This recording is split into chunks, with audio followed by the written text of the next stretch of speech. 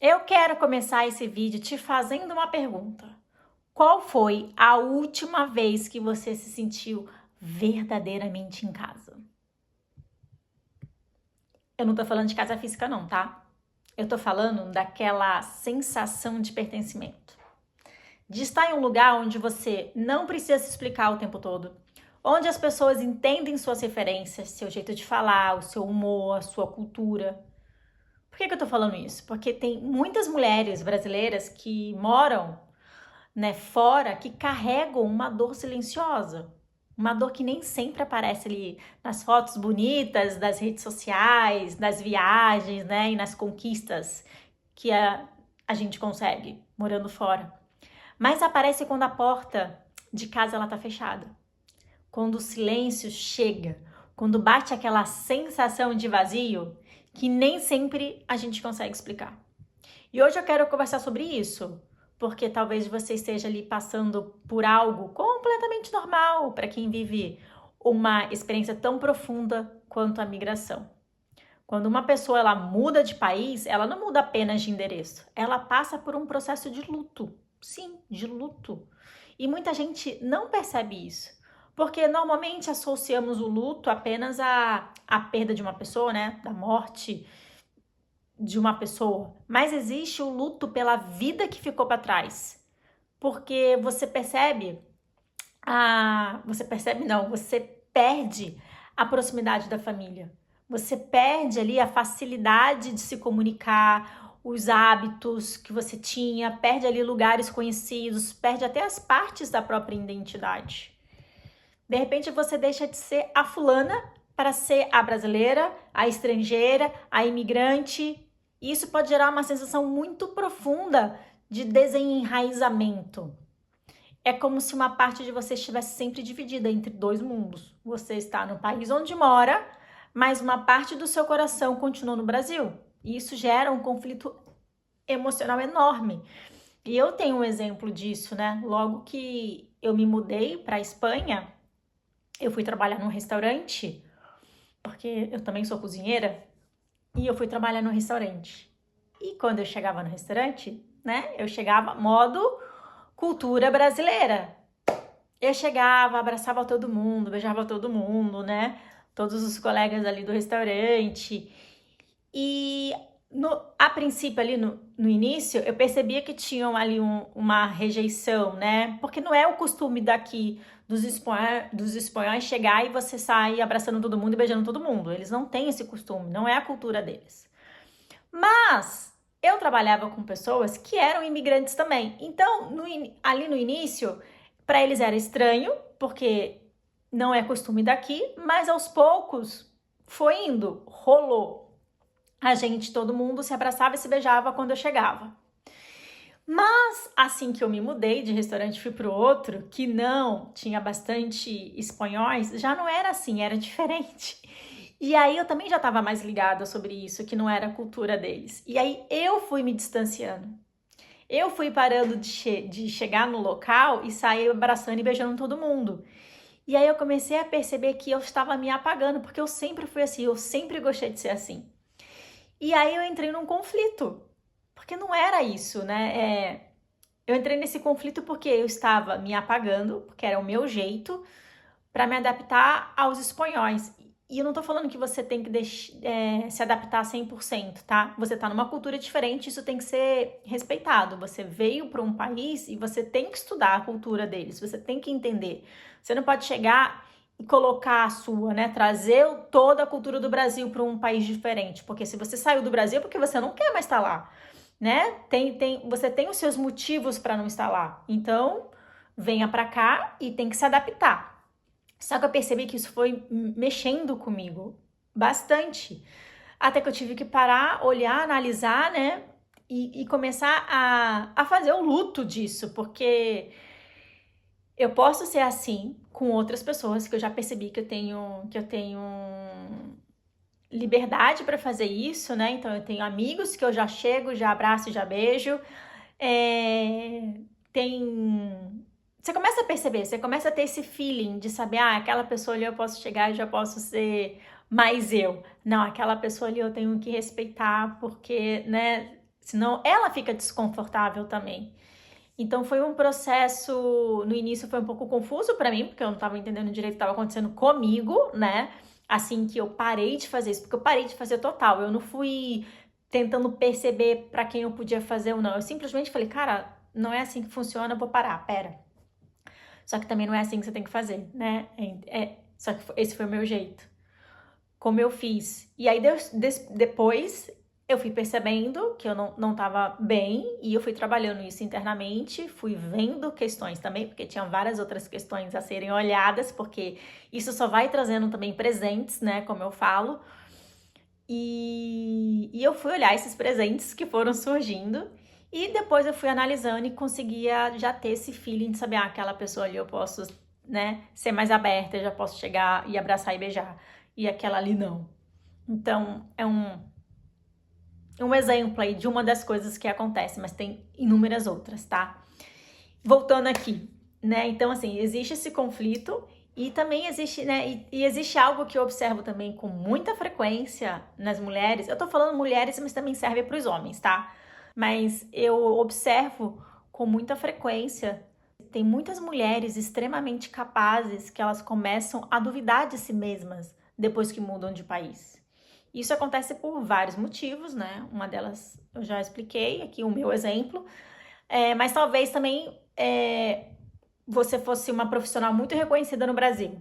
Aí chega aqui, em outro país, e precisa aceitar outros trabalhos completamente diferentes, né? Você tem faculdade, você tem, né, vários cursos, trabalhou ganhando super bem no Brasil, chega aqui, nem sempre você consegue na sua área, você tem que trabalhar como lavar prato, trabalhar como fazer faxina, cuidar de um idoso, enfim. Então, assim, isso para muitas mulheres, elas também sentem, né? Começam a se sentir inferiores, incapazes, e você começa a perceber essa mudança e a perceber que você começa a ficar se sentindo mal até, né? Porque você começa a se sentir incapaz, começa a se sentir, cara, o que eu tô fazendo aqui, né? Por que eu escolhi vir pra cá?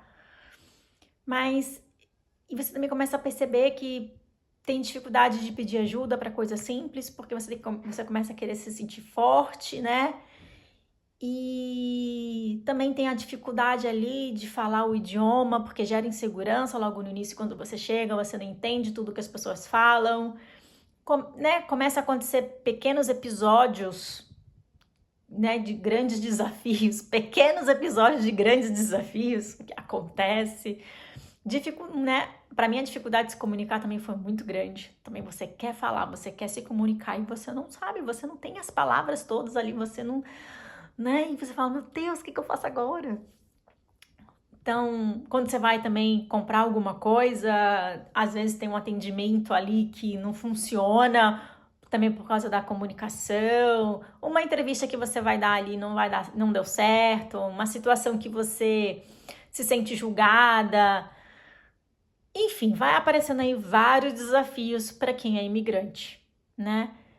Mas emocionalmente eles vão se acumulando tudo isso, né? Porque você vai sentindo coisas, vai afetando, vai ativando várias coisas que estão ali, várias crenças suas, né? Que estão ali já instaladas no seu subconsciente.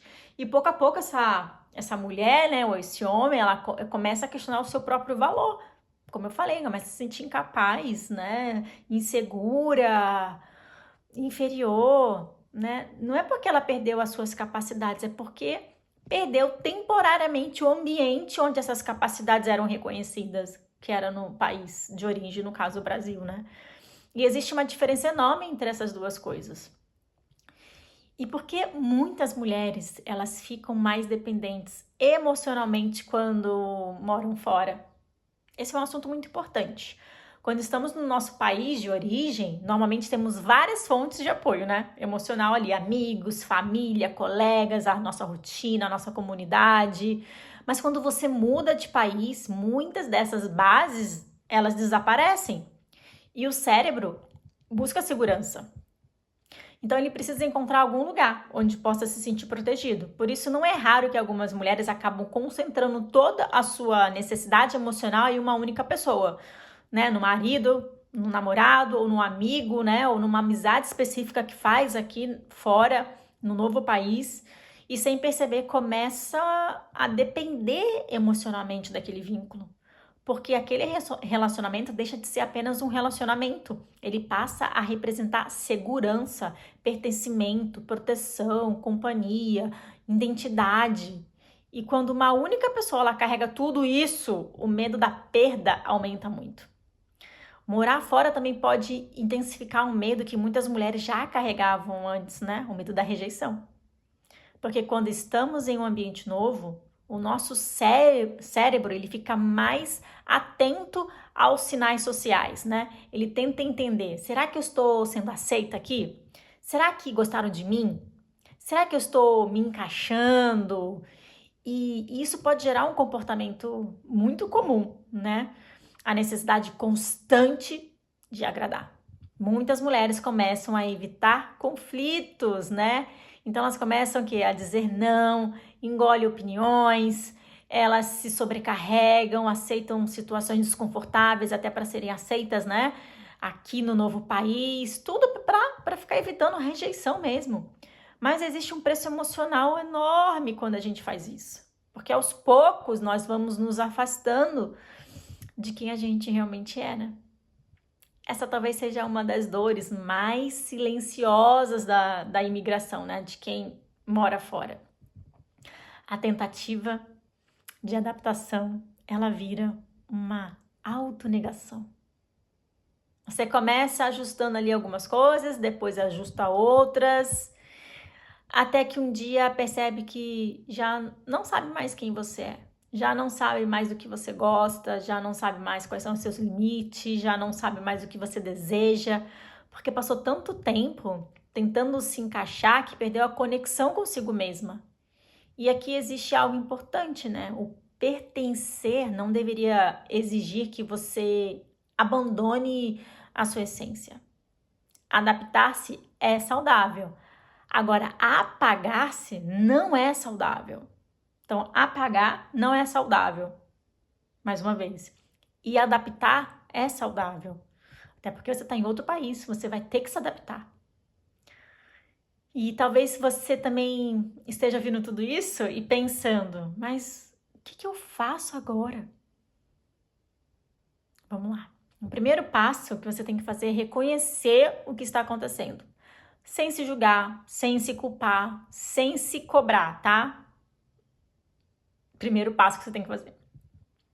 Porque você está vivendo uma experiência, você escolheu sair do seu país, você escolheu um outro país para viver. Então, não se julgue, não se culpa, não se cobre.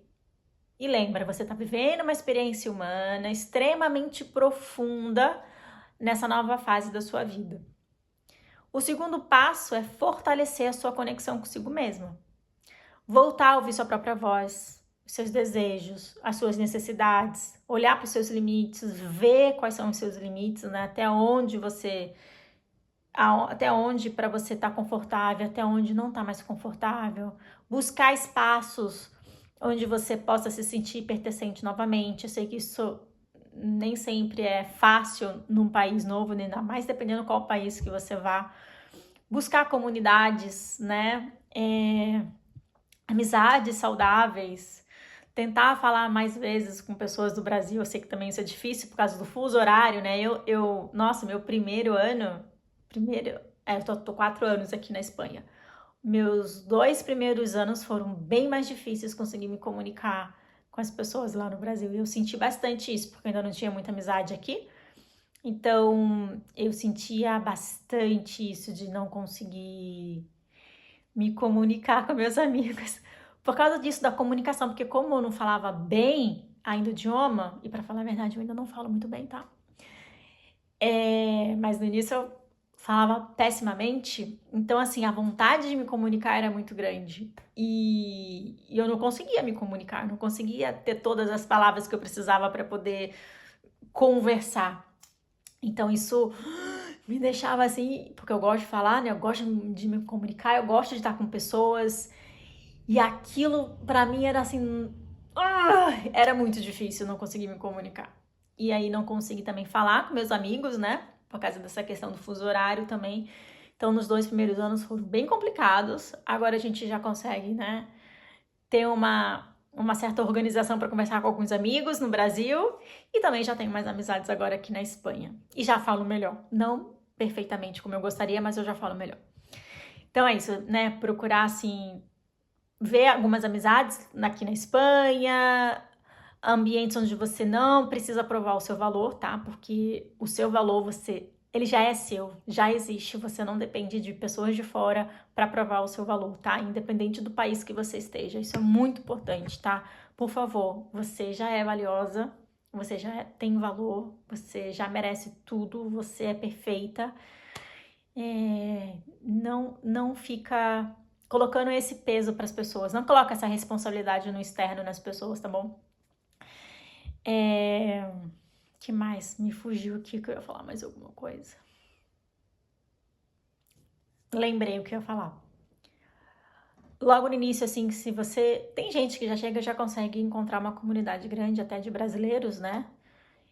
Tem comunidades de imigrantes, que é muito mais fácil você conseguir também fazer amizades, né? Com essas comunidades de imigrantes, porque estão todo mundo na mesma situação. Então você encontra de outros países, mas que estão abertos a essa troca, que também é interessante. Mais uma vez, quando você começar a perceber que você está ficando dependente emocionalmente daquela pessoa em específico, dá um passo para trás, tá? Se observa, se olha e não faça isso. Busca ajuda, tá? Tem diversos tipos de ajuda. Não só para essa questão da dependência emocional para uma pessoa específica, tá? Tô dizendo isso porque é muito ruim, essa parte da dependência emocional, porque você se sente presa, se sente um pouco sem saída. Então, busque ajuda se você perceber isso, tá bom? A questão também da rejeição, todas essas coisas que eu já pontuei aqui, né? Rejeição, se sentir incapaz, se sentir diminuída, a dependência emocional, tudo isso é muito importante você começar a reconhecer isso em você, começar a se observar e pedir ajuda, né? Para profissionais. Se não tem condições ainda de pedir ajuda para profissionais, busca aqui no YouTube que tem um monte de gente falando sobre vários temas, né, diversos, que pode também te ajudar a ter mais clareza, a trazer mais, te dar dicas, técnicas, né, enfim, que vai te ajudar também nesse processo. E também tem algo que eu percebo com frequência aqui no meu trabalho, já falando já da parte de hipnoterapia, que muitas dessas dores, né, elas não começaram quando você mudou de país. Porque a mudança, ela apenas trouxe para a superfície aquelas emoções que já estavam ali, né? Porque você já tinha aquilo no seu subconsciente, senão você não estaria sentindo aquilo. Porque se você não tem aquilo no seu histórico, né, do seu subconsciente, você não ia sentir nada disso. Então, por isso que eu falo, é importante pedir ajuda, porque se você tá sentindo essas coisas e você tá com dificuldade de fazer essa mudança, peça ajuda ou busca coisas aqui no Instagram, porque tá lá no seu histórico, né? Tá lá. Eu falo que o nosso subconsciente, ele é como se fosse uma biblioteca, né? Ou uma grande sala cheia de caixinhas, que cada caixinha ou cada livrinho ali tem tudo da sua vida. Tudo que você passou, todos os episódios que foram mais pesados para você, que te marcaram, as suas alegrias, tá tudo ali guardadinho. E tem várias coisas que a gente esquece porque a gente tranca, tá? E então assim, se perceber coisas, peça ajuda, porque se você tá sentindo essas coisas é porque já tá ali no seu subconsciente, já tá gravado ali. Então a mudança do país, né, traz para a superfície, como eu falo, são os presentes, né, que a gente recebe, porque quando a gente recebe essas coisas, tá nos dando um alerta que a gente precisa mudar, tá nos dando um alerta que tem coisas ali no nosso subconsciente que a gente precisa fazer a ressignificação para a gente poder viver uma vida mais leve, com menos sofrimento, mais alegre, se sentir empoderada, né, sem essas feridas de rejeição, de sentimento de abandono, de necessidade de aprovação, esses medos antigos, né? Então, é isso. Essa é uma das ferramentas que pode te ajudar nesse processo, que é o que eu trabalho, que é a hipnoterapia, porque ela permite acessar esses padrões emocionais profundos e compreender de onde eles surgiram, que normalmente é da infância.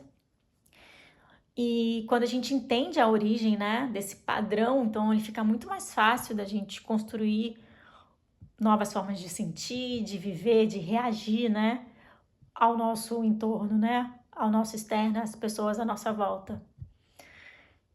E é isso, e se esse vídeo aqui fez sentido para você, deixa aqui um comentário contando qual país você mora e qual foi a maior dificuldade emocional que você já enfrentou vivendo fora do Brasil.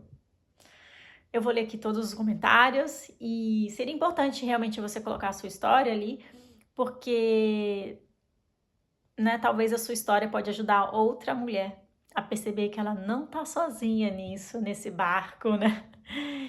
E pode ajudar muitas outras pessoas também. Nos vemos no próximo vídeo. Beijo!